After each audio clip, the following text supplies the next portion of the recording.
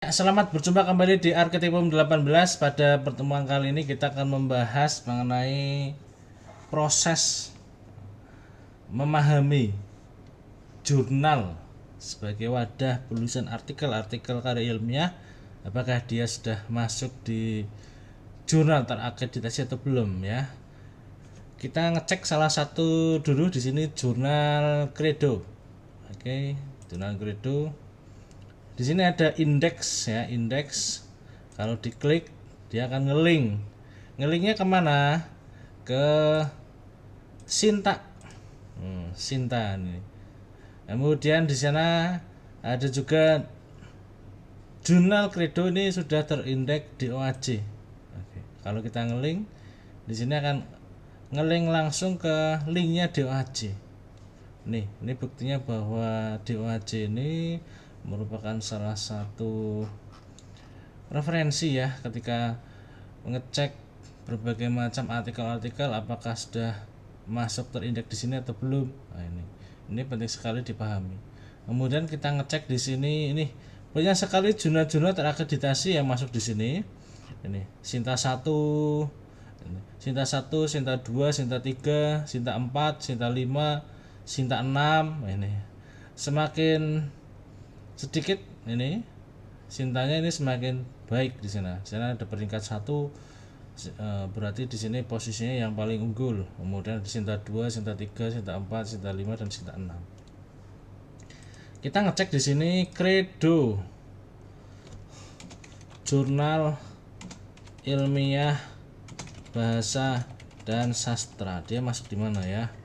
Oke, ini agak susah sedikit mungkin. Wah, dah masuk. Oke. Dia masuk di Sinta 4 ya, Sinta 4.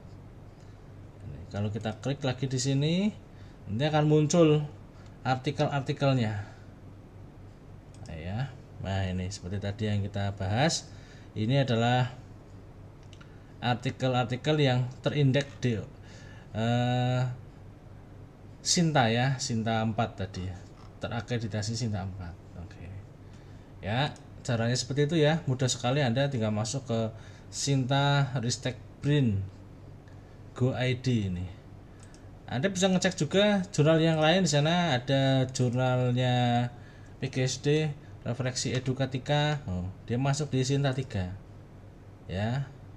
Dan jurnal yang lain banyak, tinggal sasarannya Anda jurnal-jurnal apa. Ini untuk ngecek posisinya apakah jurnal tersebut sudah terakreditasi atau belum. Itu ya, tadi sangat mudah ya. Kemudian di sini yang perlu diperhatikan, ini bagaimana prosesnya Anda akan mengirimkan atau membuat artikel sesuai dengan aturan yang ada di jurnal tersebut. Ini saya berikan contoh di sini, template-nya ada di template-nya jurnal Credo. Nah, ini perlu dipahami nanti agar sesuai dengan contoh-contoh yang ada di sini semuanya. Kalau kita klik salah satu juga nanti akan nge-link posisinya artikelnya apakah bisa bisa dicek atau enggak. Oke. Yang perlu Anda pahami di sini, ada baca template-nya jurnal setiap sasaran yang akan Anda tuju. Seperti jurnal Credo di sini, contohnya ada judul artikel, ini tidak lebih dari 20 kata. Ini jika penulisnya lebih dari 1, maka ada penulis 1, penulis 2, dan penulis 3. Diberikan angka seperti ini, kemudian dituliskan di bawahnya emailnya. Dituliskan kemudian prodinya prodi apa, fakultasnya fakultas apa, universitasnya universitas apa, dan sesuaikan dengan langkah penulisan seperti yang ada di contoh template ini. Kemudian ada abstrak di sini, mohon diikuti. Abstrak ditulis dengan bahasa Inggris yang berisikan tujuan penelitian. Jadi ada tujuannya ya, metode atau pendekatan, dan hasil penelitian.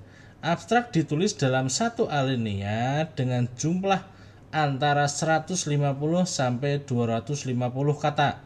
Ini mohon disesuaikan ya. ditulis dengan format satu kolom dengan tipe hurufnya Times New Roman 8 spasi tunggal dan dicetak miring. Ini ya, sama aturannya dengan yang bahasa Indonesia. Saya besarkan lagi. Kemudian dipahami untuk yang bagian pendahuluan. Penulisan artikel antara 15 sampai 20 halaman dengan Times New Roman 12 normal spasi tunggal. Paragraf diketik dengan pengaturan seperti ini, antara judul bab, subbab dengan paragraf di bawahnya dengan antar paragraf diberi jarak 6. Mohon diikuti ya aturan ini. Urutan penulisan yang diharuskan yakni ini. Mohon dipahami benar-benar di sini bahwa ketika menuliskan di bagian pendahuluan, di sana itu sudah benar-benar ada masalahnya. Masalah sudah disampaikan. Ada pemecahan masalah. Berarti bagaimana? Benar-benar ketika di sana penelitian lapangan, dicek apakah Anda sudah melakukan observasi, wawancara, itu disampaikan. Ketika Anda penelitian pustaka, di sana sudah disampaikan masalah-masalah yang ada di dalam topik yang dituju di sana. Kemudian ada pemecahannya.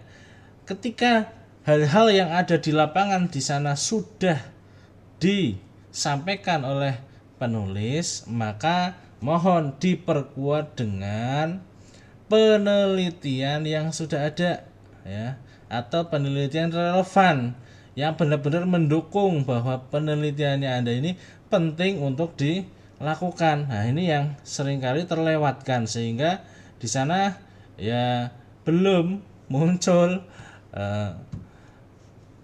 penelitian relevannya, banyak kan baru menjelaskan mengenai temuan-temuan yang ada di lapangan. Nah, ini sangat penting sekali ya.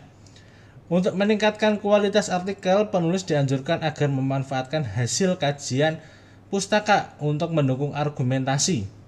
Baik dalam pendahuluan, perlunya penelitian dilakukan dan dalam pembahasan dibandingkan dengan temuan-temuan penelitian sebelumnya, teori yang ada dari jurnal yang relevan sebanyak 80% dari keseluruhan daftar pustaka yang digunakan. Ketika para penulis sudah masuk di dalam pembahasan, di sana benar-benar sudah ada yang ditemukan ya, jawaban dari masalahnya. Ketika temuan penelitian sudah ada, mohon didialogkan ya dengan teori yang digunakan pada penelitian ini, dengan metode yang digunakan pada penelitian ini, dan tentunya dengan penelitian relevan atau penelitian terdahulu yang digunakan dalam penelitian ini, sehingga di sana diketahui ya permasalahan yang ditemukan dalam penelitian ini apa, kemudian temuannya apa, didialogkan dengan teori, metode, dan penelitian yang relevan sehingga menghasilkan temuan terbaru dari penelitiannya Anda di sini. Nah, itulah yang menjadi pembahasan yang benar-benar tidak hanya temuan di lapangan tetapi dikaitkan ke dalam sisi akademis, bahwa di sana ada teori, metode, dan tentunya penelitian yang relevan yang didialogkan secara sistematis. Ya, ini sangat penting sekali. Biasanya kekurangannya di situ. Temuannya ada tetapi belum ada dialog akademisnya. Kemudian kajian teori ya. Kajian teori menjelaskan teori-teori yang dipergunakan dalam penelitian. Karena saya mengambil contoh di template-nya Jurnal Credo, di sini teori-teori yang ada di sana dipaparkan tiap poin. Misalnya A, definisi buku ajar dijelaskan, B, ciri-ciri buku ajar, dan seterusnya di sana. Metode penelitian yang menjelaskan rancangan kegiatan, ruang lingkup atau objek, bahan, dan alat utama, tempat, teknik pengumpulan data, definisi operasional variabel penelitian, dan teknik analisis. Mohon benar-benar diuraikan ya secara ringkas, dan di sana langsung dengan prakteknya, tidak hanya teori-teori saja, tetapi karena di sini metode ya, berarti langkah penelitian ini tuh seperti apa. Silahkan dipaparkan secara langsung di sini agar terlihat benang merahnya, langkah-langkahnya di dalam penelitian ini mulai dari awal sampai analisis data bagaimana. Hasil dan pembahasan di sini. Bagian ini menyajikan hasil penelitian. Hasil penelitian dapat dilengkapi dengan tabel, grafik, bagian pembahasan memaparkan hasil pengolahan data, menginterpretasikan penemuan secara logis, mengaitkan dengan sumber rujukan. Ini mohon ketika teman-teman ini mahasiswa atau para penulis masuk di dalam hasil dan pembahasan, seperti yang saya sampaikan tadi, hasilnya memang dituliskan temuannya, tetapi dialognya ini mohon selalu muncul sehingga di sana ditemukan temuan terbaru dari penelitian yang dilakukan oleh peneliti. Untuk sistematika tabel, contohnya seperti ini sudah ada, tinggal diikuti ya ketika membuat tabel ya, seperti template yang ada di jurnal tersebut. Oke. Simpulan di sini, simpulan apa yang telah dihasilkan dalam riset, bukan semata-mata apa yang dibayangkan akan dilakukan. Jadi simpulan di sini berbeda dengan kesimpulan ya. Kalau kesimpulan di sana maknanya adalah menjelaskan proses menuju hasil. Kalau simpulan di sini adalah hasilnya saja yang dipaparkan. Hasil dari mana? Hasil dari masalah yang ada di awal, masalah yang ada di pendahuluan yang menjadi fokus di dalam penelitian ini. Kemudian sudah dipaparkan di hasil dan pembahasan ini. Dan simpulan di sini adalah menjelaskan hasilnya saja. Nah ini, jadi sudah semakin ringkas lagi ya. Oke, referensi yang digunakan sebagian besar merupakan pustaka primer, ini untuk daftar pustaka, dan bersifat 10 tahun terakhir ya. Mohon diikuti aturan ini. Jadi memang benar-benar sudah update ya, cara penulisannya sudah ada di sini, dan bisa juga menggunakan contoh template ini langsung untuk menuliskan artikel. Jadi langsung digunakan menulisnya ya langsung di sini, diganti langsung. Itulah langkah-langkah ketika proses akan menuliskan artikel menyesuaikan dengan template yang ada di jurnal yang Anda tuju. Jika sudah, kemarin sudah kita bahas mengenai langkah submit jurnal. Oke. Itu dari saya, semoga bisa bermanfaat.